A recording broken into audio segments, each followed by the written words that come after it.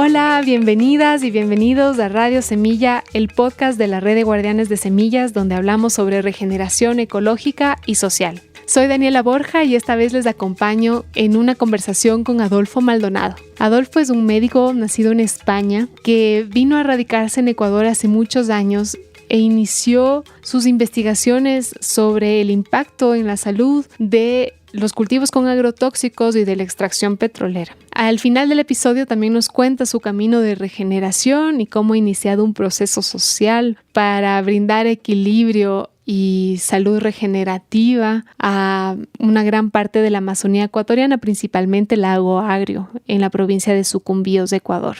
Estamos muy contentos de compartir este episodio en este momento, porque el 20 de agosto en Ecuador tenemos la oportunidad de decidir si queremos conservar dos de las regiones más biodiversas del planeta. La una es del Yasuní en la Amazonía ecuatoriana y la otra es del Choco Andino de Pichincha. Están amenazadas por la extracción petrolera y minera, respectivamente. Hemos evidenciado en todos estos años en el país que este tipo de negocios extractivos solamente beneficia a muy pocas personas y no se refleja en el bienestar comunitario, no se refleja en el bienestar económico de todo el colectivo que habita en el país. Así que este 20 de agosto tenemos esa oportunidad frente a esta crisis climática, además, de escribir un mejor futuro y ser un ejemplo de regeneración, de dar pasos hacia un futuro donde cabemos todos y todas. Les quiero recordar que este podcast solamente se sostiene con los aportes de la comunidad que nos escucha, así que si sientes el llamado y quieres que sigamos existiendo y compartiendo estos espacios contigo, por favor, entra a radiosemilla.com/apóyanos y haz un aporte a la medida de tus posibilidades. Además de eso, las personas que acceden a este programa de membresías reciben beneficios especiales en descuentos de talleres, cursos y productos regenerativos. Y hoy les quiero contar uno especial para mí. Son los extractos de hongos medicinales del querido Felipe Álvarez, guardián de la red y anfitrión de este podcast. Y es lindo recomendarle porque he usado sus extractos y lo usamos para recuperar la salud de mi abuela en un momento específico donde tenía que equilibrar un poco su sistema inmunológico y fueron súper útiles. Su emprendimiento se llama Lucidum y tiene distintos extractos de diferentes hongos medicinales como melena de león, ganoderma y otros, y lo pueden contactar por WhatsApp. Para los miembros de Radio Semilla nos da un beneficio de envío gratuito en todo Ecuador y les vamos a dejar su contacto en las notas de este episodio. Sin más, les quiero invitar a inspirarse con esta conversación con Adolfo para imaginarnos un futuro donde cabemos todos y todas.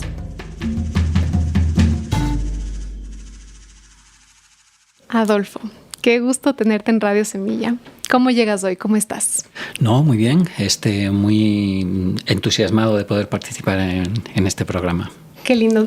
En Radio Semilla acostumbramos a hacer una introducción bastante personal de nuestros invitados. Me encantaría que nos cuentes de dónde vienes, cómo fue tu infancia.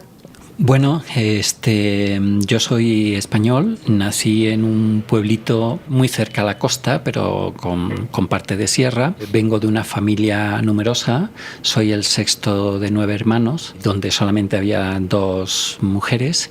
Y pues la infancia es la propia de una época muy dura en aquella España rural, pero sobre todo dentro de la dictadura, en el que el nacionalcatolicismo y todavía la represión de la dictadura de Franco pues estaba muy, muy en boga, ¿no? Tenía todavía mucha fuerza. Yo nací en el 59, ya tengo 64 años y pues en esa época todavía había muchas tensiones, muchas confrontaciones y bueno, de ahí pasé a vivir a un pueblito costero que después se hizo muy turístico y después de un tiempo pues decidí ser médico como mi padre, que era médico rural en el pueblo, que iba a caballo a los cortijos para poder atender a los pacientes.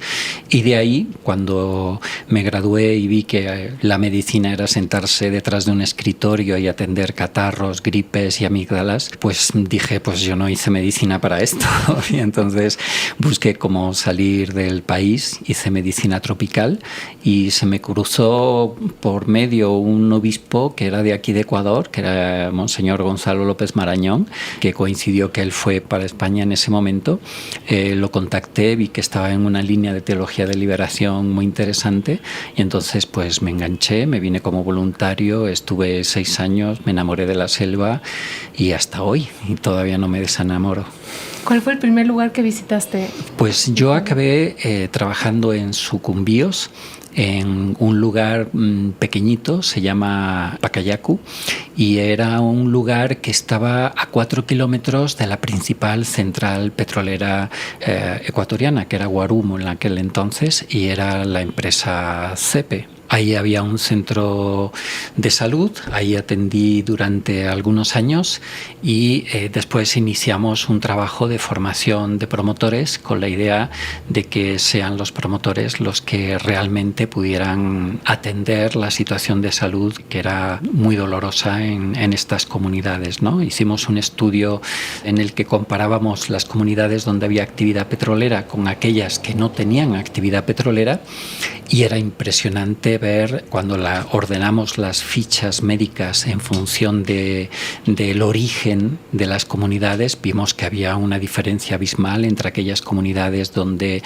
de alguna manera el suelo estaba limpio, de aquellas otras en las que el suelo pues había sido profanado por unos derrames continuos por parte de la actividad petrolera y por unos mecheros que vomitaban una cantidad de tóxicos impresionantes y que después con el tiempo pues ya pudimos ver el impacto que esto estaba generando en toda esta población. Pero desde entonces empecé a trabajar en eso, nos metimos a trabajar con promotores, estos promotores empezaron a transformarse en líderes básicamente porque era la forma de poder tener un conocimiento que además era enriquecido por el conocimiento propio de ellos y esto generaba que uno se diera cuenta de lo insignificante que puede ser tu profesión cuando te envuelves de una dinámica de arrogancia para imponer tu criterio y tu pensamiento y sin embargo lo fundamental que puede ser cuando es parte de un conocimiento que se comparte con otras personas y que estás dispuesto a aprender de todas ellas, ¿no? Tengo muchísimas preguntas que hacerte. Pues adelante. Desde tus estudios de medicina tropical, esos fueron teóricos en España. Desde ese momento decidiste practicar y venir directamente a Ecuador, a Pacayacu. Tengo una duda de qué eran los promotores. ¿Fue tu primer trabajo estar ahí durante 6 años, te entendí, más o menos? ¿Cómo surgió la idea de los promotores y quiénes eran? ¿Eran personas de la comunidad? ¿Tenían que saber algo sobre medicina? ¿Hacia dónde iban? ¿Cuál era su trabajo? Bueno, cuando yo llego, fíjate que el impacto que más me llama la atención es que el primer paciente que yo atiendo, después de haber estado viendo estas gripes y catarros y sentir que no estaba sirviendo para nada tu profesión, el primer paciente que encuentro y que atiendo en Ecuador es una persona que tiene tétanos. Es una persona que estaba completamente rígida, que la traían en lo alto de una ranchera y que se la tenían que llevar al lago Agrio porque realmente era imposible que se pudiera hacer nada con el estado evolucionado que tenía ya la enfermedad. Y el planteamiento es que, curiosamente, quien le había puesto la inyección con una jeringa que estaba sucia era una enfermera de un centro de salud en una de las comunidades. Cuando yo llego, ya el programa de promotores estaba funcionando en este vicariato. Ellos ya habían planteado que era ya imposible llevar un médico a cada uno de los lugares donde se estaba necesitando, no solamente porque no tuvieran la disponibilidad, sino porque eran unas cantidades enormes de profesionales que se necesitarían para poder cubrir todo ese espacio.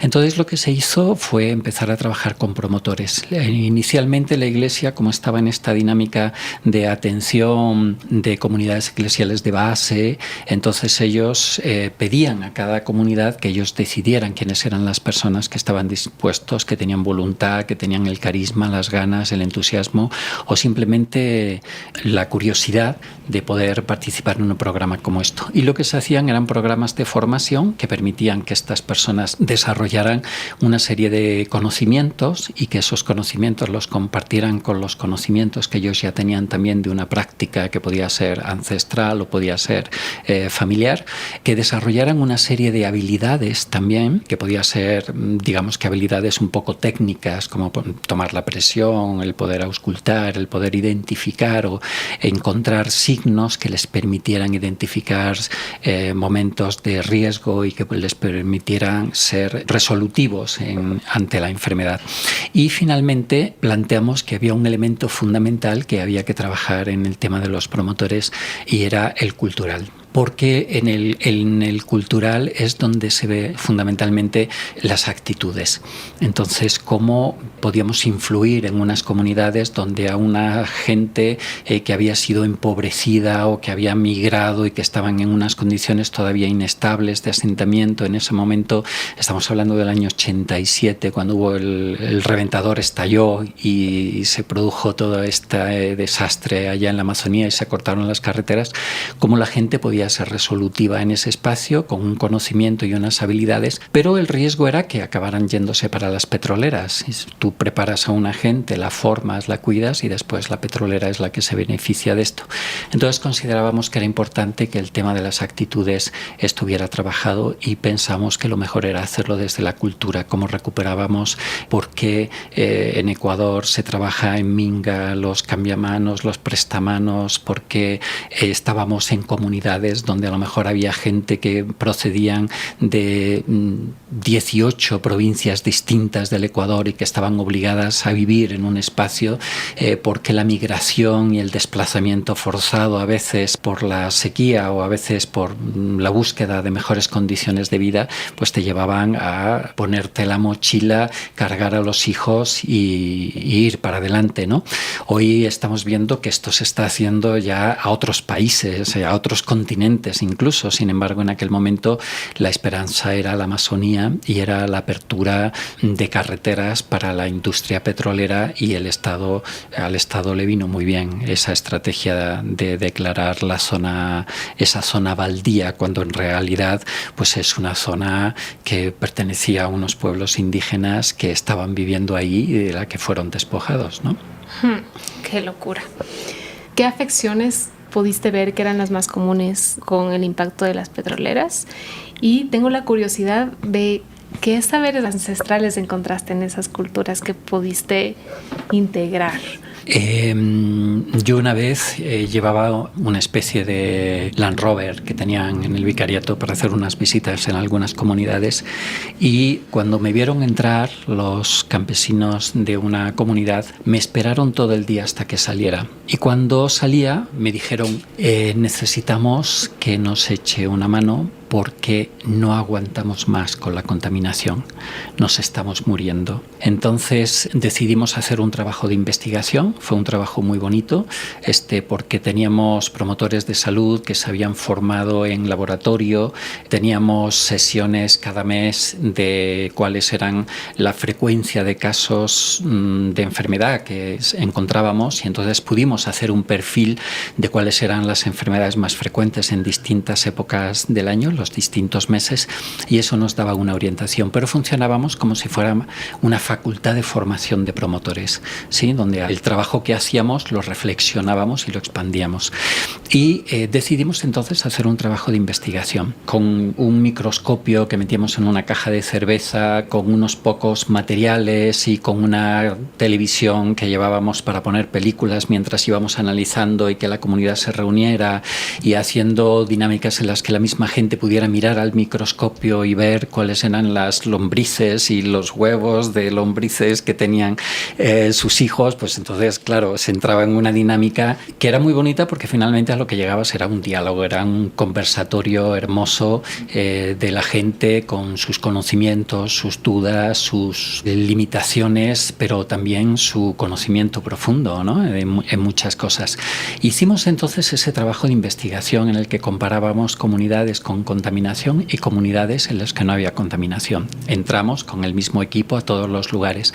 Vimos a cerca de 1.500 personas, pudimos hacer un diagnóstico profundo, y una de las cosas que encontramos es que la tuberculosis era una de las más frecuentes en los lugares donde había actividad petrolera.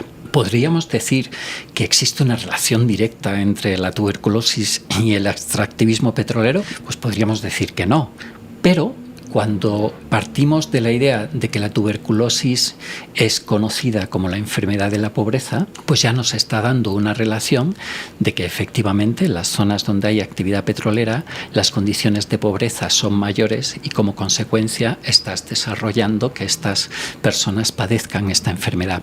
Entonces fue bien interesante porque pudimos ver eso, pudimos ver que en las zonas donde había actividad petrolera había más violencia, había más muertes, pero también empezamos a descubrir que había más casos de cáncer. Encontrábamos que había más problemas de piel, que muchas de la gente se bañaban en unas aguas que estaban cargadas de petróleo y no les quedaba más remedio porque era la única que tenían, que no podían bañarse muchas veces con la de la lluvia porque también el techo recogía todo el hollín que había caído de los mecheros y se bañaban también con esa y seguían con los mismos problemas.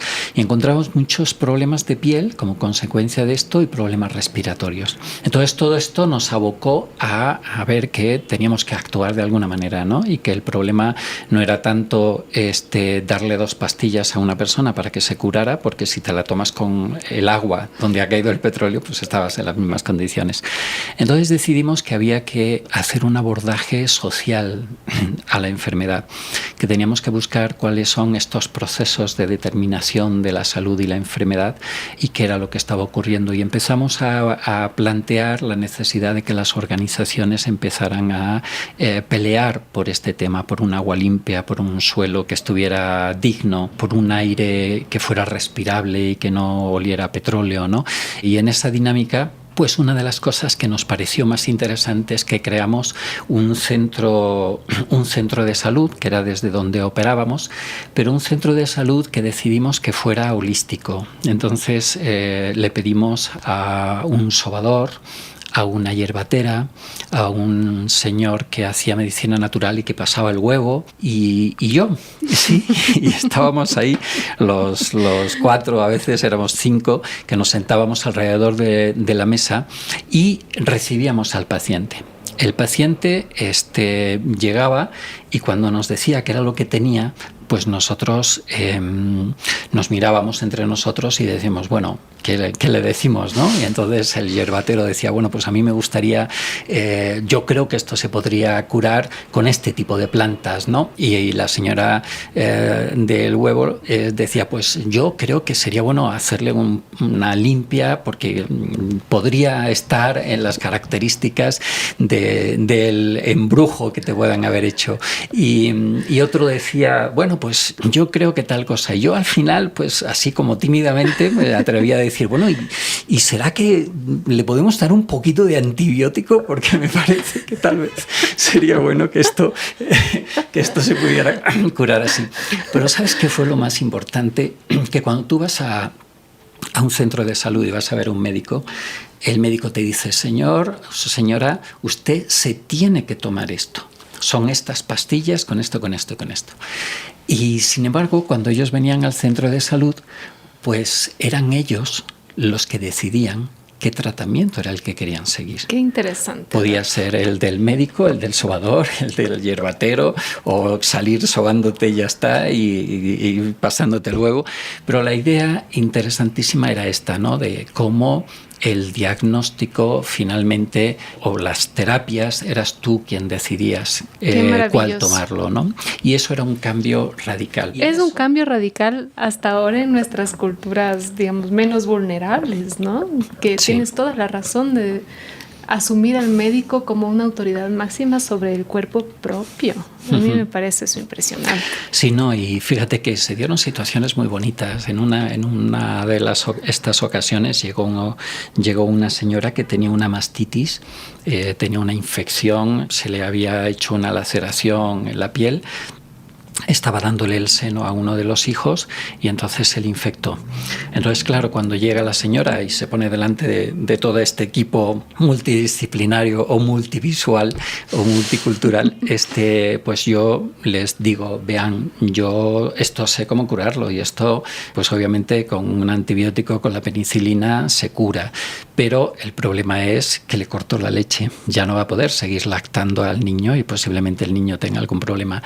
Entonces, de estas sale un señor, el sobador, y nos dice, bueno, pues miren, yo conozco un remedio que podríamos ensayarlo. Es un remedio que dura 24 horas y si no funciona, pues entonces podemos seguir con la penicilina. ¿Qué le parece a usted? Y la señora pues estaba muy contenta. Sí, por favor, no me corten la leche. Y ya, porque manejaba toda la información, que es lo importante que le des al paciente, ¿no? Y entonces fue muy interesante porque este señor salió del centro de salud, se fue a buscar un poco de cerámica, un poco de arcilla. Esta arcilla la buscó en profundidad para que no estuviera contaminada, en un corte así vertical. Sacó un poco de esa arcilla, la mezcló con agua y el tratamiento era que la persona estuviera tumbada y ponerle una capa en el seno de esta arcilla. Se cambiaba cada 2 horas porque cada 2 horas esa arcilla se agrietaba, se resecaba completamente, y entonces cada 2 horas había que cambiarlo. Pero lo más interesante del caso, porque obviamente la señora optó por esa opción, fue que en 24 horas estaba curada, no tenía nada. Yo le habría tenido una semana a base de penicilina y ahí le habría cortado la leche, como mandan los cánones de la ciencia, y sin embargo, pues con remedios ya no químicos, sino físicos, esta persona se había podido sanar. Entonces yo creo que aquí hay un debate bien interesante incluso dentro de la medicina, ¿no? Y es cómo estás dispuesto a creer, a aceptar e incluso a admirar que hay otras formas de curar que no solamente son las químicas que te enseñan en las universidades y que están asociadas a las farmacéuticas, y aquí sigue ya toda la cadena de las universidades y todo, sino cómo tenemos que ser lo suficientemente humildes y honestos como para reconocer que hay otras terapias que siempre y cuando pues no sean peligrosas deben ser incorporadas dentro del acervo popular y dentro del conocimiento profundo, para que la gente tenga no solamente la autosuficiencia, sino también la dignidad de poderse curar como quieran, ¿no? O sea, de forma química, física, pero si tienes el conocimiento, pues tú vas decidiendo, y ya esa parte de dignificación ya es muy importante para la sanación. Claro, y poder masificar también el conocimiento para el autocuidado, ¿no? Porque poder tener la oportunidad de aprender y tener estos recursos de primera mano, como tú dices, promueve tanto la autonomía de los pueblos que pueden estar necesitando de recursos externos, es ilógico, ¿no? ¿Tienes algún otro ejemplo de esos que me parecen maravillosos? Bueno, este mismo señor, una vez nos llegó una señora que se había picado el ojo con una espina, y entonces pues claro, se le había puesto una manchita blanca ya en la córnea, y en principio pues yo le dije, mira, te tienes que ir a un especialista porque esto no lo puedo tratar. Y este señor, que es un sobador para mí espectacular, ya es muy mayor, tiene más de 84 años, todavía vive, pero este señor dice, podemos intentarlo. Y este señor agarró estos tubitos del chupa chups, de los chupetes, que están huecos. Entonces él hizo una mezcla de bicarbonato con un poquito de azúcar, o sea, más azúcar que bicarbonato, y se acercó al ojo, llenó esta especie de pajita y le sopló con fuerza en el lugar donde estaba produciéndose el blanco. Y creo que después de 15 días aquello había desaparecido completamente. La señora se había curado en su casa sin tener que haber ido al especialista. Y bueno, pues cosas así, ¿no? Pero tal vez lo más chistoso sea lo que yo sentí cuando un día me llega un señor y una señora con la cara torcida, completamente desviada.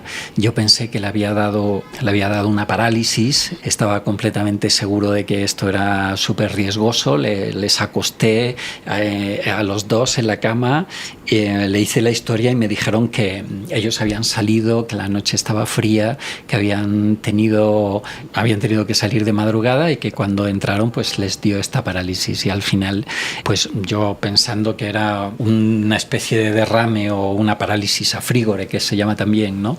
Que es parálisis por el frío, pues los dejé en observación, y después de 15 minutos la pareja se levantó, médico salió y me dijo, miren, usted no tiene ni idea de lo que es esto no me lo va a curar usted, me voy para que me lo cure un sobador.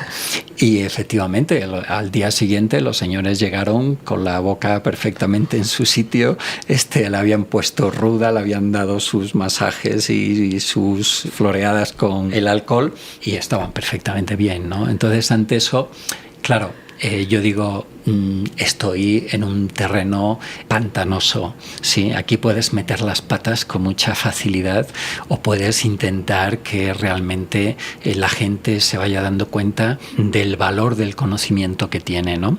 Cuando hicimos esta especie de encuentro de profesionales naturópatas, por decirlo así, el señor que te cuento de estas dos experiencias, él tuvo muchas dudas en querer venir al centro de salud porque el médico anterior le había perseguido prácticamente, les habían lanzado denuncias a todos aquellos que practicaban algún tipo de terapia y claro, con el título en la mano, pues se sentían con la ley en la mano también. Entonces, abrir la puerta para que la gente cuente, hable, diga y se sienta digna, pues a veces necesita también de todo un proceso, ¿no? Claro que sí.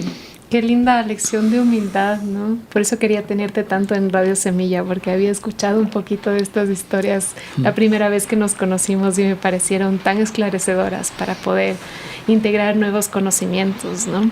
¿Nos quieres contar? Me parece que cuando mencionaste este empoderamiento social de exigir mejor calidad de aire, de agua, ya te estabas acercando a los procesos de la clínica ambiental, si no estoy mal. Cuéntanos un poquito cómo fue, cómo nació. Bueno, la idea de la clínica ambiental surge primero después de haber tenido una experiencia en México, en la que después de haber hecho un trabajo con promotores de salud también allá y habernos metido ya en dinámicas de acupuntura, dinámicas de intentar trabajar incluso los sueños y que todo esto se incorporara dentro de los procesos de sanación, hicimos un encuentro y en ese encuentro preguntábamos a la gente ¿qué es salud? Finalmente, para ustedes, ¿qué es la salud? La salud para un niño con cáncer es poder jugar, pero la salud para una comunidad indígena, ¿en qué consiste? Entonces, cuando nosotros preguntamos esto en estas comunidades donde estaban, que eran bases del movimiento zapatista, nos llamó mucho la atención que ellos dijeron, para nosotros salud es dignidad. Y detrás de cada enfermedad siempre hay algún motivo de humillación. Y después te pones a pensar y ves que efectivamente eso es así, ¿no? Cuando hay gente que se enferma por diarreas o tienen tifoideas es porque pues están tomando un agua que no ha sido purificada, que está contaminada con heces y que finalmente acaban desarrollando alguna de estas patologías. Entonces eso nos llevó a plantearnos cuál sería el concepto de salud que deberíamos aplicar. Y cuando dices de hacer un plan de formación en salud, pues cuáles son los elementos que tienes que meter. Ahí tendrías que meter la historia, tendrías que meter pues los conocimientos ancestrales, tendrías que meter el idioma. En una de estas, cuando nosotros estábamos trabajando en la elaboración de este foro, nosotros le preguntábamos en concreto a una comunidad, ¿y ustedes qué creen que habría que hacer para recuperar la salud? Y fíjate que hubo un señor mayor que se levantó y estaba casi indignado porque todos los que habían hablado anteriormente, que eran promotores de salud muy cercanos a los médicos que han recibido la formación, que si la higiene, que si lavarte las manos, que si todo este tipo de cosas y tal, que son importantes, pero que a veces pareciera como que lo ocupan todo. Él se levanta casi indignado y dice, miren, nosotros podíamos curar a las enfermedades porque las conocíamos por su nombre, pero cuando vinieron los médicos y le cambiaron el nombre a nuestras enfermedades, perdimos el poder de curación. Por lo tanto, lo que tenemos que hacer es recuperar no solo nuestra palabra, la palabra de nuestra nacionalidad, nuestra lengua, la palabra de nuestro discurso, la que forja nuestro discurso, sino también las palabras que nombran lo que está a nuestro alrededor, ¿no? Entonces, cuando entras a las zonas petroleras y te das cuenta de que son los petroleros los que le han puesto los nombres a los ríos, los que le han puesto nombres a los bloques petroleros, los que le han quitado el nombre, dices, ha habido todo un proceso de destrucción de todo este trabajo, y eso ha generado un abandono muy fuerte para la población. Entonces, para mí fue también un descubrimiento profundo, ¿no? Cuando yo regreso de México, porque Acción Ecológica me pide si podemos hacer trabajos de investigación que de alguna manera avalen el daño a la salud y a los pueblos que se producen por las actividades extractivas, me piden que le dé seguimiento a las fumigaciones del Plan Colombia. Y cuando estamos haciendo eso y al mismo tiempo estamos investigando los impactos a la actividad petrolera, nos damos cuenta de algo de forma casual. Cada vez que había fumigaciones en la frontera, nosotros les decíamos a los niños que pintaran ellos como veían las fumigaciones, ¿no? Un poco para quitárnoslos de encima, porque los niños molestan si estás haciendo trabajo de investigación pura y dura, ¿no? Y entonces, pues los niños pintaban, dibujaban y tal. Pero en una de las investigaciones, y te estoy hablando ya del año 2006, resulta que encontramos comportamientos muy extraños en los niños. A niños taciturnos, niños que no respondían, que estaban como idos. Y mandamos una delegación de psicólogos y dijimos, miren, ¿por qué no hacen un estudio en estas comunidades y nos dicen qué está pasando para ver qué? Y los psicólogos, cuando salieron, fue un grupo que se llamaba el Grupo de Investigación y Acción Martín Baró. Este grupo nos dijo, vean, nosotros nunca habíamos visto niños con unos niveles de alegría tan bajos. Dijimos, ¿y qué pasó? Y me mostraron los dibujos que habían hecho. Eran dibujos en blanco y negro, eran dibujos en los que las personas que dibujaban no tenían ojos, solo tenían cuencas, no tenían boca, no tenían orejas, y los psicólogos nos dijeron, estos niños ni quieren ver, ni quieren oír, ni quieren hablar. ¿Qué era lo que estaba pasando en ese momento en las fumigaciones?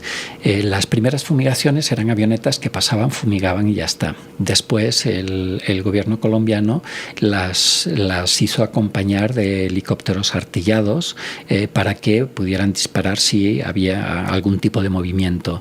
Y esto ya empezó a generar que cuando nosotros empezamos a ver los dibujos de los niños, claro, cuando ellos nos presentan estos en blanco y negro, volvemos a todos los que teníamos guardado y vimos que efectivamente los primeros estaban llenos de color y de detalles. Cuando se empiezan los helicópteros artillados, empieza a aparecer la sangre en los dibujos de los niños. Y en los del año 2003 y 2004, que es cuando el gobierno de Colombia paramilitariza la frontera y se producen unas historias horripilantes de unas imágenes tan sanguinarias como las que corrieron con las matanzas en las cárceles o las que hoy se están dando en la costa. Eso hace ya 20 años estaba pasando en la frontera y lo estaban viendo los niños de la frontera. Y esas historias son las que les quitaron el color a sus dibujos. Entonces, ante eso, claro, yo me había pasado 6 años haciendo investigaciones en la frontera, igual como científico loco buscando la llaga, el grano, el daño genético en los cromosomas. Y claro, nos damos cuenta de que esos niños estaban traumados, ¿sí? De que lo que habían escuchado, lo que habían visto, los suicidios de algunos de sus familiares más cercanos les habían dejado tan tocados que había que hacer algo. Y entonces decidimos que teníamos que armar algo, una estructura, primero que fuera multidisciplinaria, porque si no, cada uno se mete dentro de su profesión y no atiende a más y cree que lo está haciendo bien. Claro, y es sistemático, ¿no? Claro. Es mucho más que una sola profesión, lo que te permite ver lo integral del ser humano, ¿no? Y por eso planteamos entonces que fuera un equipo de profesionales donde tuviera más médicos, antropólogos, sociólogos, pero también documentalistas, titiriteros, cuentacuentos. Y entonces empezamos a armar todo esto y a plantearnos que deberían ser los dirigentes de las organizaciones los que se incorporaran a un proceso como este para ver de qué manera podíamos actuar. Y el primer objetivo era devolver el color a los dibujos de los niños. Ese fue el objetivo de la clínica, el primer objetivo, ¿no? ¿Cómo devolvíamos esto? Entonces, pues decidimos llenar unas cajas de cuentos, llevarlas a las escuelas, que esa caja de cuentos, cuando ya fueron leídos, y se iba a otra escuela, y a esta primera llegaba otra caja de cuentos. Seleccionamos muy bien los cuentos, que todos terminaran bien, que estuvieran llenos de dibujos, de colores, que fueran hermosos. Después mandamos titiriteros, después mandamos gente que hiciera cuentacuentos, y finalmente pues mandamos al Festival de Chulpicine, que son películas todas hermosas, infantiles o juveniles, pero que todas terminan bien y hacen que los protagonistas sean los niños, como para que se pudieran reflejar en ellos. Y empezamos entonces a ver de qué manera eso se podía extender con cámaras para que ellos hicieran sus propias películas y empezaran a contar. La idea era cómo hacer que ellos empezaran a contar, aunque fuera de forma artística, a través de cuentos, a través de títeres o a través de películas, lo que ellos estaban sintiendo en la frontera, ¿no? Uh-huh. Y ese fue la dinámica en la que nos metimos, y pues contactamos con gente maravillosa que a lo mejor estaban en organizaciones de bancos comunitarios, como por ejemplo un compañero en Shushufindi,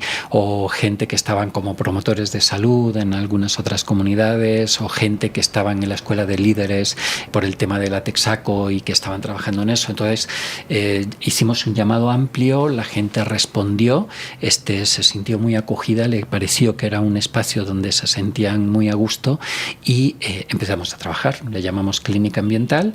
Empezamos siendo como un proyecto de acción ecológica, pero después nos fuimos independizando hasta constituir otra organización aparte con personería jurídica, donde la mayoría son campesinos que están haciendo sus trabajos en sus fincas, y con quienes nos propusimos que ese trabajo no debería terminar nunca, porque debería ser lo suficientemente hermoso como para que tú no dejaras que una empresa petrolera te quisiera comprar tu finca para estallártela cuando hacen la sísmica, y que te den $500 y a lo mejor te derriben la casa y te digan, bueno, pues eso estaba dentro de los $500, era el riesgo que usted aceptó, ¿no?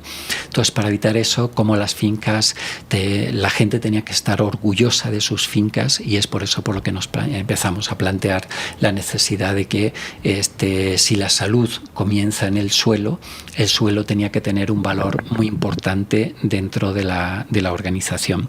Y por eso nos contactamos con la red de guardianes de semillas. Primero llegó Javi, después Miguel, y finalmente llegó Rogelio, y Rogelio fue el que se quedó.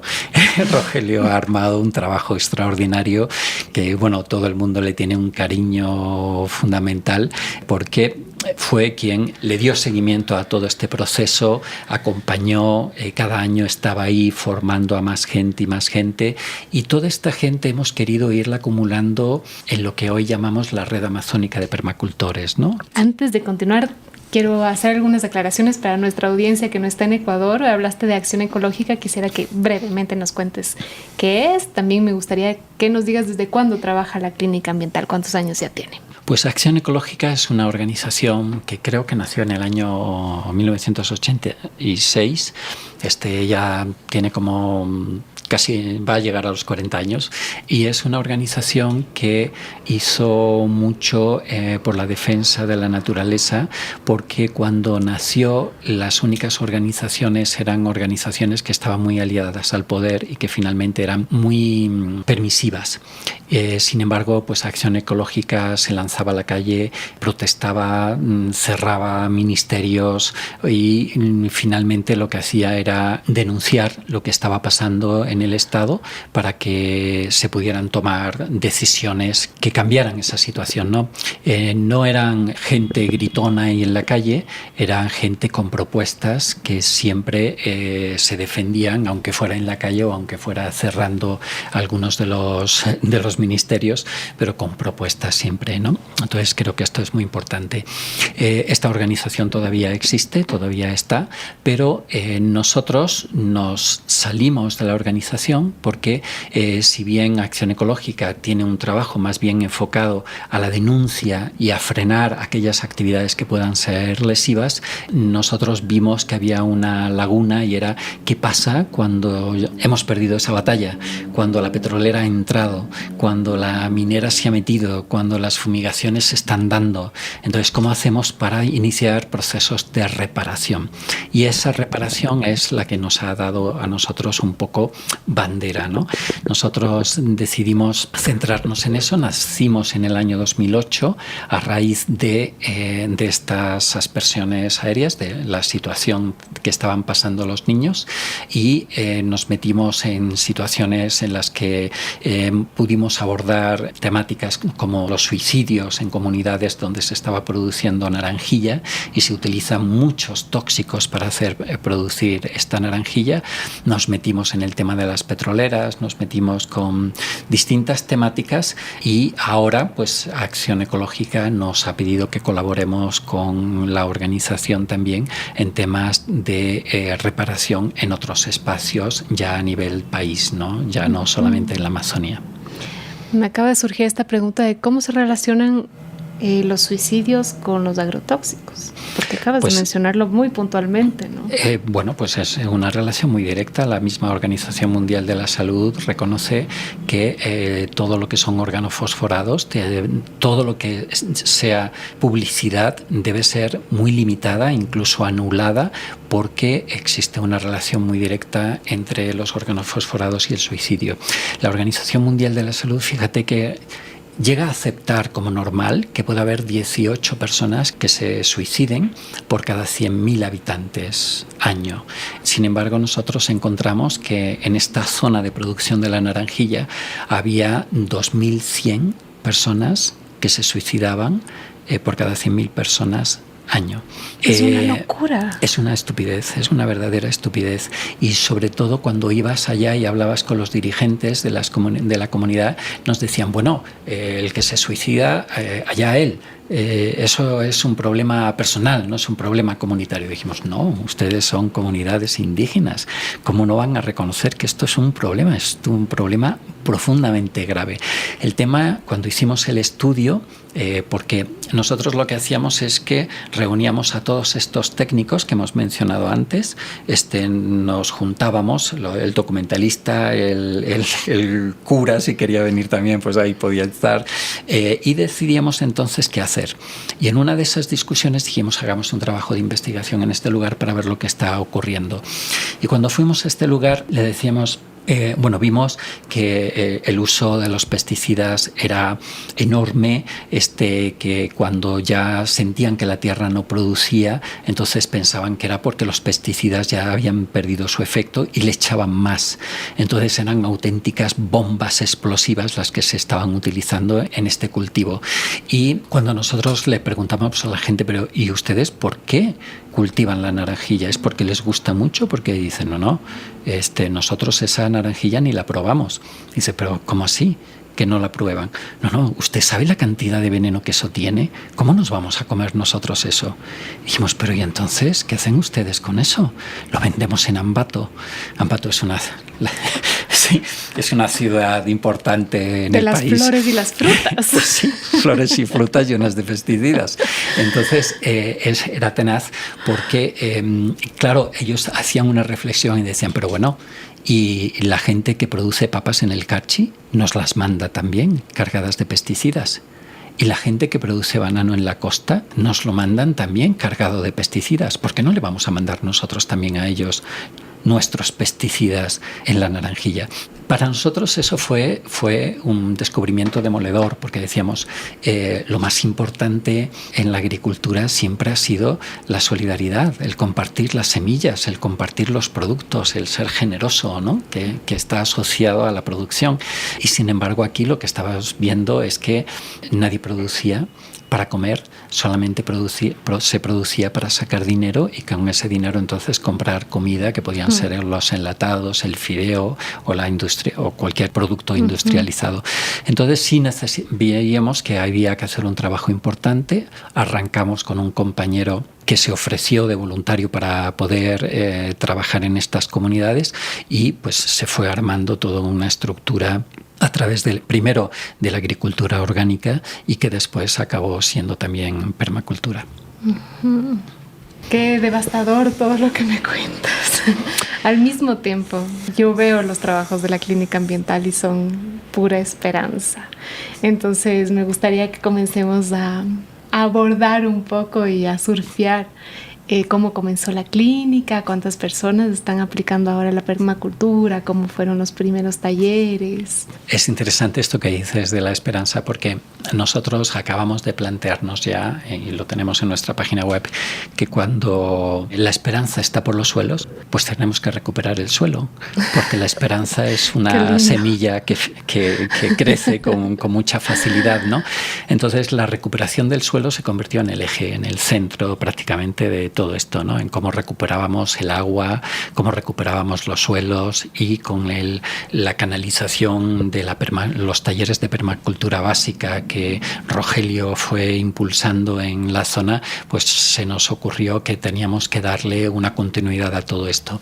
Y la esperanza fue surgiendo entre la misma gente. Ahora mismo, pues ya Rogelio hace 2 años que ya no va a dar los talleres a la zona, porque ya hay gente que los está dando, que tenemos las memorias, las vamos a modificar para que estén más adaptadas a la temática amazónica. Ya se ha iniciado un proceso con compañeras y compañeros que están haciendo este trabajo, y nos metimos en una capacitación que ha ido generando dinámicas muy interesantes. Ahora mismo ya tenemos más de 1,000 y pico personas que se han formado en permacultura, que hayan recibido la certificación, pues van a ser prácticamente 300 las que van a tener su título reconocido por la Red de Guardianes de Semillas. Y de este grupo pues estamos impulsando que se vayan formando, juntando, y poder ir armando dinámicas que convoquen a todos estos grupos, a todas estas personas que terminaron su formación, para que sientan, primero, que no están solas; segundo, que a nivel amazónico se está creando todo un espacio de profundización, que a nivel nacional, pues que hay lazos con la Red de Guardianes, y que hay otras experiencias que también se pueden aprender, y cosas muy interesantes. Y en esta dinámica pues nos metimos con lo que llamamos esta red amazónica de permacultores, con la idea de que haya distintos núcleos en los distintos lugares para que se encuentren. Una compañera, Lexi, que es muy activa en la red, ella impulsó la Feria de la Esperanza, y con esa Feria de la Esperanza cada 2 meses teníamos encuentros, pero eran encuentros donde no solamente ibas a ver las semillas, sino que ibas a escuchar cantar a compañeros, o ibas a escuchar algunos talleres, o ibas a presenciar danzas que se están mandando también. Entonces es cómo puedes hacer un intercambio comercial, pero en medio de una fiesta, de un encuentro, y donde lo importante al final no es tanto la venta que tengas, sino las relaciones que estableces con otros compañeros iguales que están también en esta misma dinámica. Esa fue una de las iniciativas que yo creo que ha tenido mucha resonancia. Ahora estamos dando incluso un salto, porque estamos planteando que estas ferias deberían ser feria de la semilla amazónica, de tal manera que le pongamos un sello de identidad a todo esto, ¿no? Entonces, ¿de qué manera? Ya tuvimos uno en Lumbaki hace 2 años. Este año fue en Shushufindi. Contamos con la presencia de Jaime West y Mimi. Contamos con compañeros de Coca, de Lago, de Lumbaki, que se fueron concentrando. Y este año pues la gente decía que era la fiesta más enorme que a ellos habían conocido, después de una primera que se hizo precisamente para celebrar a la Red de Guardianes de Semillas, que se hizo en Shushufindi, y que pues como para seguir esta dinámica, esta tradición. Entonces eso tuvo un efecto muy importante, tanto que se está planteando que lo podamos hacer incluso simultáneamente en algunos lugares, para que la gente se empodere, se emocione y le dé trabajo, sienta que es parte de un colectivo que tiene mucha perspectiva de futuro. futuro y que tiene mucha esperanza también, ¿no? Y una de las actividades, tal vez la más llamativa, es que creamos un pasaporte, el pasaporte a la ruta amazónica de la esperanza. Planteamos que las fincas de permacultores que tienen una mejor graduación, porque desarrollamos un sistema participativo de garantías, le pusimos colores, entonces es un poco como en el karate, que eres o cinturón blanco o negro y puede ser marrón, amarillo o verde. Pues nosotros pusimos también colores, como en el karate, para que la gente pues pudiera identificarse y sentir a qué nivel de evolución ha llevado su finca. Y en esa dinámica, pues las que tienen las certificaciones más altas, decidimos que fueran islas, ¿no? Islas en medio de todo el petróleo, de toda la contaminación, de todas las palmas y todo lo que, como islas de esperanza desde las que se puede ir haciendo un trabajo. Y desde esa perspectiva, pues ha habido compañeros que han dedicado un trabajo extraordinario a sus fincas, que son modelos de granjas agroecológicas y permaculturales, y decidimos que esas fincas tienen que verse, porque la gente que va se queda impresionada, emocionada, quiere no irse de ahí incluso y conocer los procesos, porque además las visitan con una calidez humana de quienes les reciben, que es espectacular. Entonces hicimos un pasaporte, ese pasaporte te lo dan estas fincas, te dan el sello, la visa de haber estado ahí, y si tú completas la visa de todas, entonces te damos un certificado de que eres caminante de la esperanza, eres rutero de la esperanza. Qué y belleza. Que por lo tanto pues eso tiene que acabar en algo, ¿no? Entonces, sacamos el decálogo de la esperanza y todo, incluso para que realmente nos movamos un poco por ahí, porque necesitamos eso, ¿sí? En un ambiente donde hay tanta destrucción, donde el país se está llenando de tanta violencia, necesitamos saber que hay gente que está haciendo un trabajo tal vez callado, pero muy emocionante. Y a estas islas, como siempre hay otras personas que están terminando su formación y van aplicando cosas nuevas, pues a estas fincas que no han alcanzado todavía este nivel alto del sistema participativo de garantías, pues les hemos llamado islotes, y esos islotes también los puedes visitar. Cuando visitas una isla puedes visitar los islotes, que tienen a lo mejor una categoría un poquito más baja, pero que también tienen muchísimo que enseñar, porque están en un proceso de emocionarse, de trabajar la finca, de seguirse encontrando con otras personas y de ver cómo esto emociona, ¿no? Y ya hay incluso jóvenes que están haciendo sus prácticas de colegio, las están haciendo ahora en estas fincas. De hecho, en Susufindi acabamos de tener una primera experiencia, y hay jóvenes que se han quedado profundamente emocionados con todo esto. Entonces, ante eso, ya lo último, que todavía no arranca, pero que está a punto de empezar, y te lo pongo como una primicia, es que estamos creando lo que llamamos restauradores del territorio. Hace unos años Acción Ecológica planteó la posibilidad de crear peritos de la naturaleza, gente que le pueda traducir a un juez qué es lo que pasa cuando una actividad extractiva, petrolera, minera, palma africana, o la soya argentina, puede destruir el ambiente, y qué significan esas pérdidas. Entonces planteamos que era muy importante que la misma gente de las comunidades fungiera como traductores de la naturaleza. Y el siguiente paso, una vez que pueden identificar y medir cuál es el impacto, es que haya otra persona también de las comunidades que te puedan decir cómo esto lo podemos corregir, cómo podemos avanzar. Y entonces nos pareció que el título de Restauradores del Territorio está muy en sintonía de lo que queremos hacer, y esto va a empezar el curso posiblemente en octubre. Estamos ahora mismo seleccionando a las personas, estamos queriendo que sean gente con una trayectoria, que hayan hecho permacultura, que tengan la camiseta puesta por una naturaleza viva y con una esperanza que no se le caiga. Qué maravilloso. No quería interrumpirte, pero me gustaría mucho que nos cuentes un poco más sobre este SPG, porque cuando nos conocimos tú me hablaste del sistema participativo de garantía de la clínica ambiental, y lo que más me impresionó es que consideraban la alegría dentro del proceso, ¿no? Porque he visto algunos sistemas participativos y son muy técnicos, que es chévere, que establece que no se utilicen agroquímicos y toda una serie de pasos, pero la alegría no suele estar considerada. Entonces, ¿nos puedes contar cuáles son los requerimientos o los aspectos del SPG de la clínica? Bueno, este sistema participativo de garantías surgió a raíz de hacernos una reflexión después de haber estado los 5 primeros años de trabajo de la clínica, que comenzamos, como decía, en el 2008, pues como en el 2012, 2013 nos planteábamos, ¿y qué estamos haciendo? ¿No? Entonces, ¿por qué no evaluamos cómo estamos y cómo le damos perspectiva de futuro y cómo creamos a lo mejor algo que nos permita ver en qué estamos y cómo podemos mejorar? Y entonces decidimos coger la huipala, y la huipala la pusimos boca abajo, pusimos el rojo abajo y dijimos, esta es la zona de peligro, aquí es donde pueden darse distintos conflictos. En el amarillo pues dices, bueno, pues ya estamos empezando, en el naranja, estamos empezando a cambiar, nos estamos dando cuenta, nos estamos formando, pero todavía no acabamos de dejar los pesticidas, por ejemplo.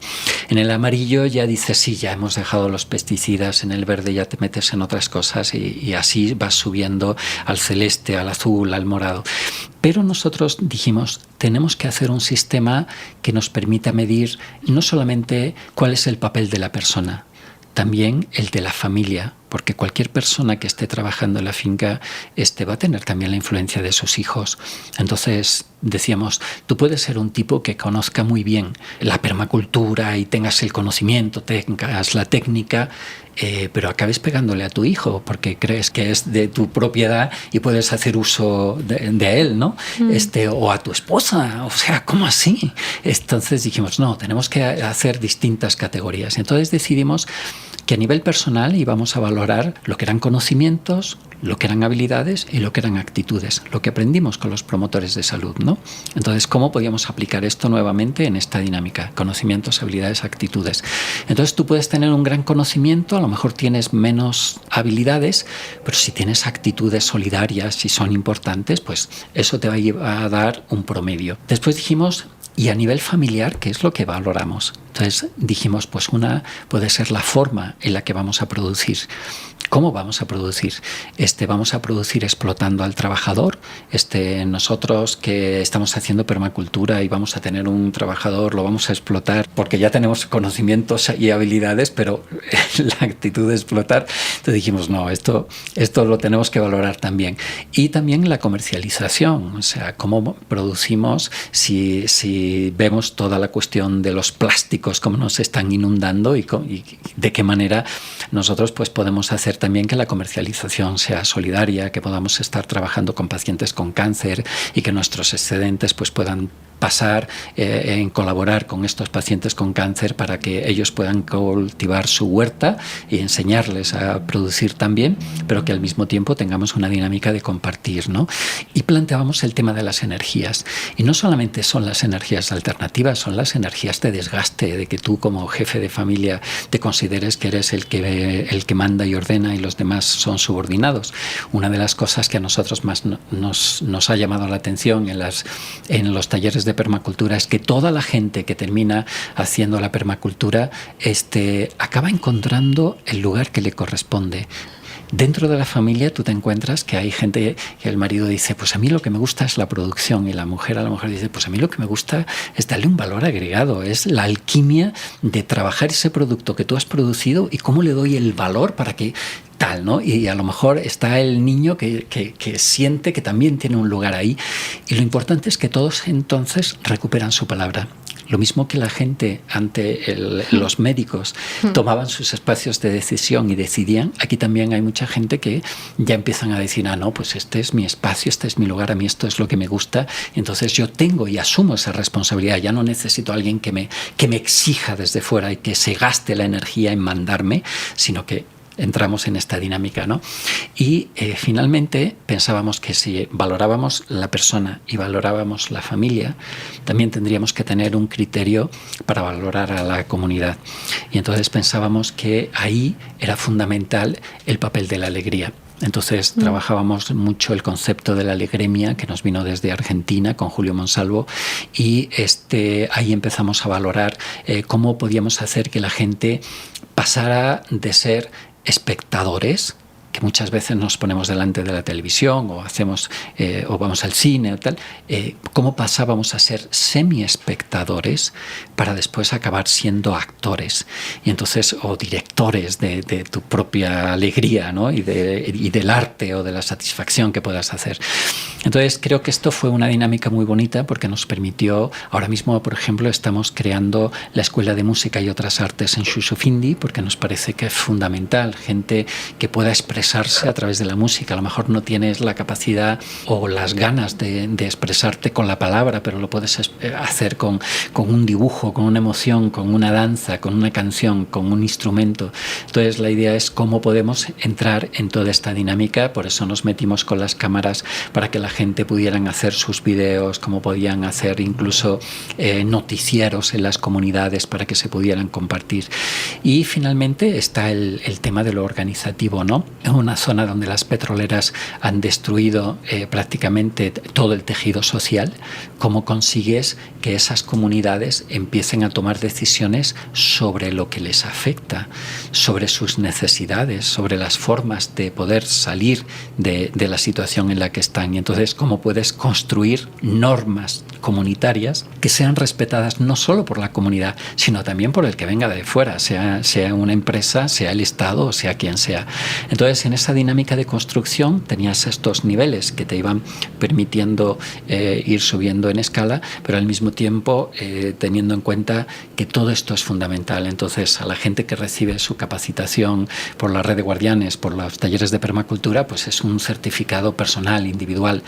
Pero después te damos el certificado familiar, y es que cuando vamos y te reconocemos como SPG la finca, van los compañeros y te dicen, pues te falta esto, te faltaría esto. Oye, pero qué buena idea has tenido con esto te lo voy a copiar y lo voy a hacer yo también en la mía. Entonces se convierte en un espacio de intercambio y te damos un certificado que te dura 2 años, y en esos 2 años pues tú tienes una certificación con un color que es el que te acredita, pero que tú lo puedes ir superando o también bajando, dependiendo. Pero lo que es importante es que la permacultura no puede ser una cosa individual, tiene que ser una cosa colectiva. Nosotros, al meter estos temas organizativos, decíamos, ¿cómo es posible que nosotros le demos a una persona un certificado que puede ser azul o incluso morado, si quieres, de una excelencia, cuando en tu comunidad se están suicidando la gente? Le dijimos, no, te tenemos que bajar el color porque tu finca no ha sido un proyecto que genere esperanza a otras personas que están conviviendo contigo. Entonces, desde esa dinámica pensábamos que esa dinámica colectiva tenía que estar ahí, tenía que estar presente y tenía que, de alguna manera, ser valorada también. Si no, pues nos podemos quedar nosotros con nuestro propio trabajito o nosotros solamente con nuestra familia y no ser ese ejemplo que creemos que tenemos que ser en todo el trabajo, ¿no?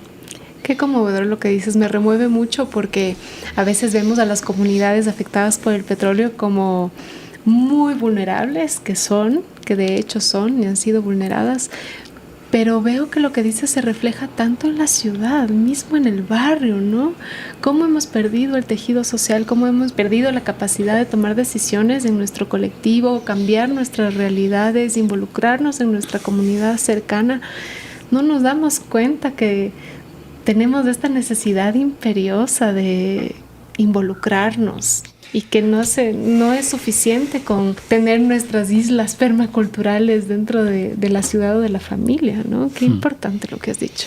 Yo creo que ahora, en esta última etapa que estamos teniendo en estos últimos años en la clínica, empezamos a colaborar con la Unión de Afectados por Texaco. Esto comenzó con un trabajo de investigación en la zona de los distintos campos petroleros que hay en la Amazonía, y nos dimos cuenta que lo primero que hace la industria petrolera es romper el tejido social, porque inmediatamente, fíjate, el Estado adopta una decisión sacrificial de la gente que está viviendo ahí.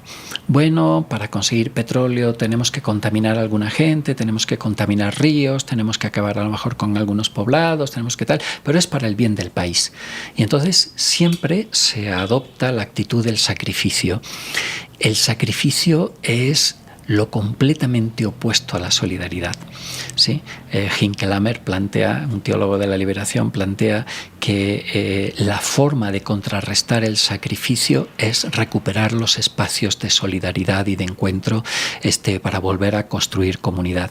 Entonces, en esta dinámica, fíjate que cuando empezamos a trabajar con esta organización, decidimos crear lo que llamamos los comités de reparación, que son unos comités donde, así como en el juicio de la Texaco, el juez pedía que tenía que trabajarse, recuperar el agua, recuperar el suelo, habría que hacer un sistema de salud para los pacientes con cáncer, un sistema de salud que diera atención y al mismo tiempo un trabajo en rescate cultural. Entonces dijimos, ¿por qué no creamos que se vayan formando personas en estos comités en esas 5 áreas? Y entonces, ¿cómo podemos hacer que podamos recuperar todo este trabajo desde esa dinámica? Y entonces empezamos y muchas veces la gente iba, después se iba porque a lo mejor le había salido trabajo en petrolera y entonces como te iba a dar recursos y tal. Entonces dijimos, aquí estamos desenfocados porque lo que tenemos que plantear es que esto empiece a trabajarse desde la gente que está más afectada. ¿Y quiénes son? Los propios pacientes con cáncer. Entonces tú imagínate cuando a un paciente con cáncer que muchas veces a lo mejor se estaba abandonando y estaba pensando que ya le habían dado con el diagnóstico su sentencia de muerte, de repente se da cuenta de que es valioso, de que esa persona puede ser muy importante para todo un colectivo y cómo esa persona puede trabajar no solamente su salud y puede arrancar con labores de cuidado, no solamente personales, sino también labores de cuidado con otros, y desde esa construcción de la solidaridad, desde el más abandonado, desde el más despreciado, que era muchas veces, encontramos que el 72% de los pacientes con cáncer eran mujeres, y mujeres que eran abandonadas por sus maridos en el momento en que les decían que tenían cáncer y los maridos no sabían o no querían saber cómo apoyar en esa situación y las abandonaban. Y entonces, ¿cómo empezamos a encontrar que estas mujeres se empezaran a convertir en terapeutas, que ellas pasaran de ser víctimas a ser sobrevivientes y de ser sobrevivientes a ser defensoras de derechos de la naturaleza, defensoras de derechos humanos, ¿no? Entonces sí se está dando un trabajo, yo creo que muy bonito. Ahora mismo creamos el registro biprovincial de tumores, estamos contabilizando los tumores en las 2 provincias de Sucumbíos y Orellana.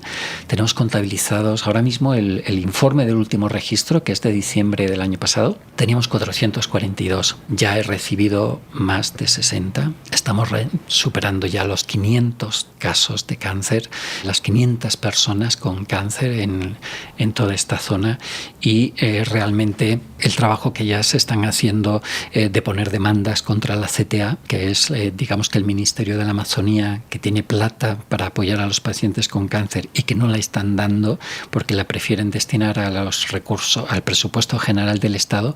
Entonces ahora mismo hay una dinámica muy bonita de lanzarse, de trabajar, de formarse, de quererse preparar más, y todo con vistas a poder hacer un trabajo solidario que construya país, pero sobre todo que construya un nosotros, ¿no? Ese nosotros que necesitamos, que es el que nos apoya, es el que nos defiende, y en situaciones como las que está viviendo el país ahora mismo, pues es absolutamente necesario, ¿no? Y yo creo que esta decisión ahora por el Yasuní es fundamental, ¿no? Creo que va a ser un parteaguas entre lo que ha sido el país hasta ahora y lo que puede ser, porque es empezar a plantearnos nuestro futuro. Exactamente. Para dar un poco de contexto a nuestros escuchas internacionales, es que tenemos próximamente una consulta popular para decidir si queremos que se extraiga el petróleo de los bloques del Yasuní, que es una zona de reserva biológica muy, muy importante, una de las más biodiversas del planeta. Y estamos a punto de tomar esa decisión en colectivo. Entonces, eso nos lleva también a la pregunta que te quería plantear, Adolfo, porque como vemos utilizamos petróleo, está dentro de nuestras vidas cotidianamente, desde la cosmética hasta los plásticos, los celulares, no decir la gasolina que utilizamos. ¿Cómo vemos un futuro post-petrolero con todas esas necesidades que nos hemos creado? Pues puesta así la pregunta, todo el mundo lo ve muy difícil, porque es como que no te puedes imaginar cuáles pueden ser las siguientes fuentes de energía. Pero el planteamiento es que hay que recordar que hace 100 años no teníamos petróleo, no lo estábamos usando. A lo mejor se utilizaba un poco de brea para antorchas o algunas cosas así, o se utilizaban, pero prácticamente no se estaba utilizando. Entonces, yo creo que ahora mismo lo que tenemos que optar es por crear lo que tenemos, y lo que tenemos son unos suelos, unas aguas, unos paisajes, una vegetación, una biodiversidad absolutamente extraordinaria. Hay un estudio que hicieron unos científicos norteamericanos, y ellos demostraban cómo la zona de mayor biodiversidad de todo el continente americano estaba aquí, está en la zona del Yasuní, está en la Amazonía ecuatoriana, en esa y en la parte que los peruanos se llevaron, es donde está la mayor biodiversidad ahora mismo de todo el continente. Pero no la conocemos. Entonces, ¿cómo puedes plantearte un futuro si no conoces la biodiversidad? ¿Cómo te puedes plantear el futuro si no profundizamos en lo que ahora mismo tenemos y que hemos dejado de mirar, ¿no? En esa naturaleza extraordinaria que antes hablaba mucho y muy bien, pero que dejamos de escuchar porque empezamos a mirar para otro lado, ¿no? Entonces, yo sí creo que hay un profundo futuro, un futuro que es absolutamente distinto a este que tenemos, que posiblemente sea muchísimo mejor, pero hay que dar la pelea, hay que dar la batalla, hay que mojarse, porque si lo dejamos en manos de los grupos de poder, pues nos vamos a encontrar que los grupos de poder ya están convencidos de que la dinámica del sacrificio es necesaria para ellos, pero no para que ellos se sacrifiquen, sino para sacrificar a otros en nombre de ellos. Y creo que esto es lo que tenemos que tener muy claro. Si no hacemos un espacio de cohesión y de encuentro, no tendríamos futuro. Sí, y yo creo que es importante también mencionar que menos del 1% de la población contamina y utiliza los recursos del 50% de la población. Entonces no quiere decir, si bien estoy de acuerdo que un decrecimiento va a ser necesario, desde mi perspectiva personal, esto es como un criterio personal, también veo que si los mayores poderes toman acción o comienzan a crear conciencia, vaya que el impacto es grandísimo, ¿no? Nos va a beneficiar mucho en la calidad de vida a todos. No quiere decir que vayamos a perder calidad de vida si es que nos planteamos estos nuevos futuros, ¿no? Sí, yo creo que en el tema minero, por ejemplo, tú te encuentras ahora muchísima gente que son de clase baja, que se han lanzado a buscar oro a como de lugar, ¿no? Y cuando se te llega la fiebre del oro, arrasas con todo lo que se te ponga por delante, y generas unas dinámicas de violencia extraordinarias.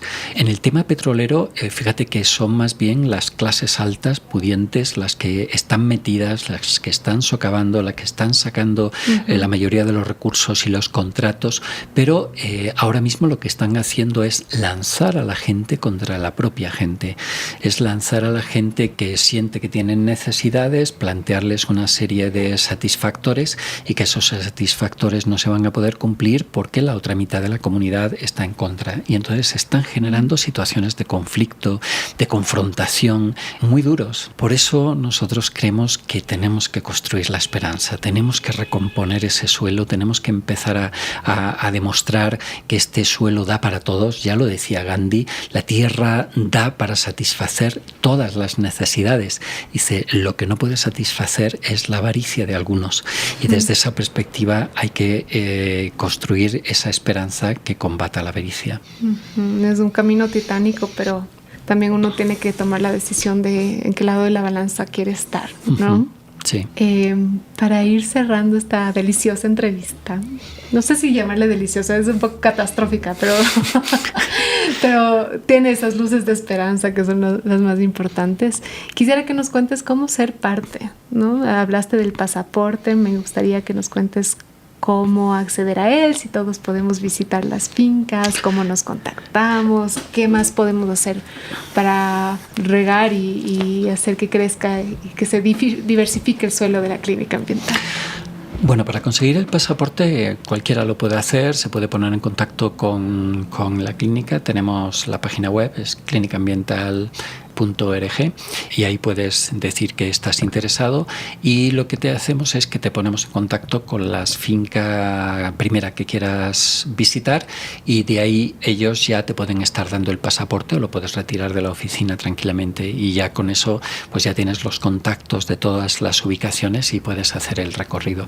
Y una vez que terminas, entonces ahí nos pasas para que veamos y certifiquemos que efectivamente tienes todos los visados completos, y entonces ahí te damos la ruta, el certificado de la ruta.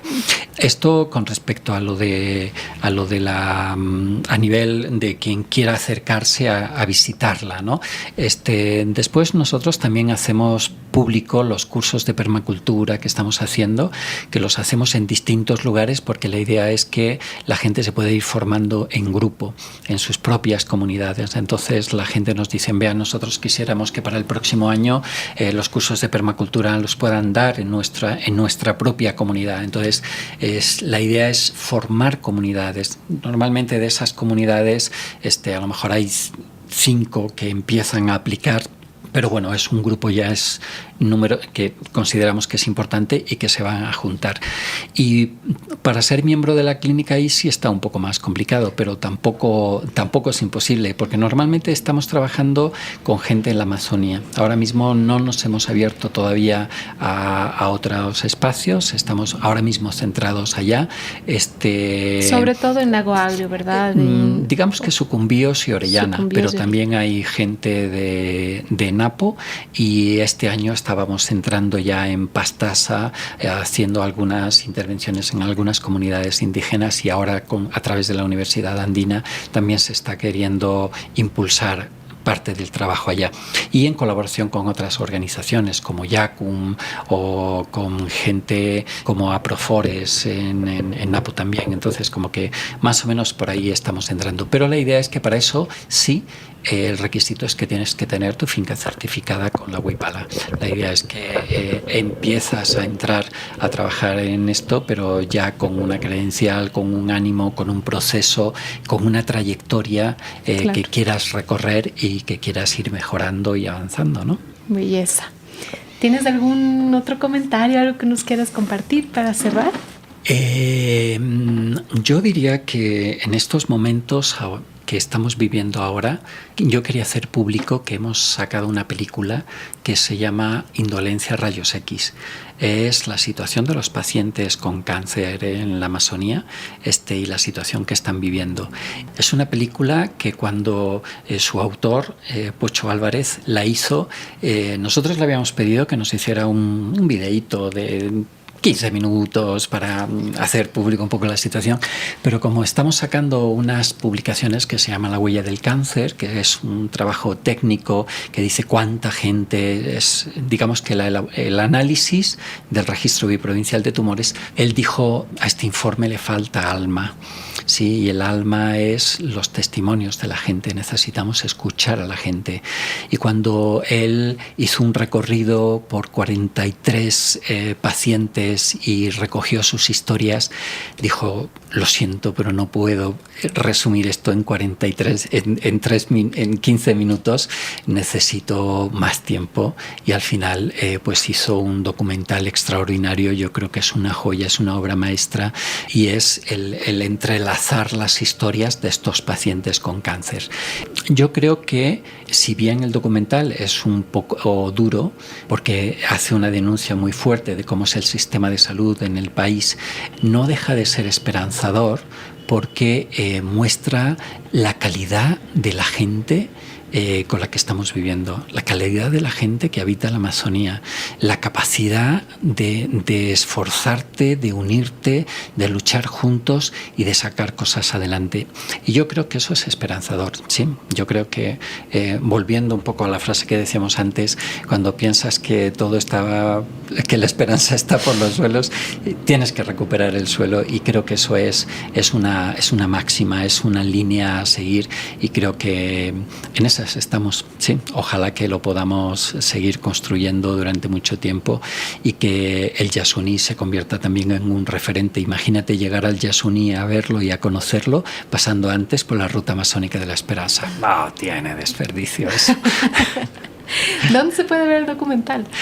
Pues lo vamos a subir a la página web de la clínica. Ahora mismo está en YouTube, pero lo teníamos, digamos que un poco oculto porque queríamos que pasara por algunos festivales.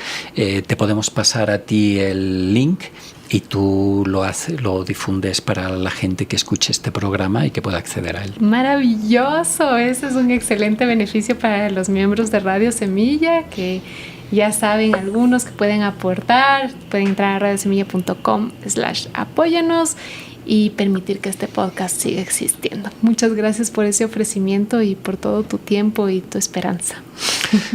No, pues muchas gracias a ustedes por la invitación. Decir que ahora mismo la clínica ambiental está formada por un colectivo de 22 personas y cada una es mejor que la otra, es increíble. O sea, realmente es un colectivo, yo creo que muy bien asentado, que se ha ido uniendo con mucho cariño, que se apoyan en todo lo que se puede y que van surgiendo ideas, y lo importante es escuchar esas ideas y ver cómo se pueden ir aterrizando. Y yo creo que ahora mismo estamos en una dinámica muy hermosa y siempre sintiéndonos muy cercanos a la red de Guardianes de Semillas, que son los que empujaron todo esto, los que nos ilusionaron, los que nos animaron y de los que hasta ahora pues estamos aprendiendo. Gracias a ustedes por todo.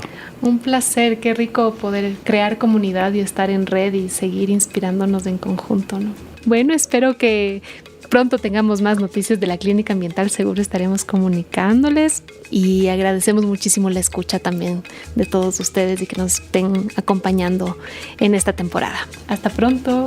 Muchas gracias.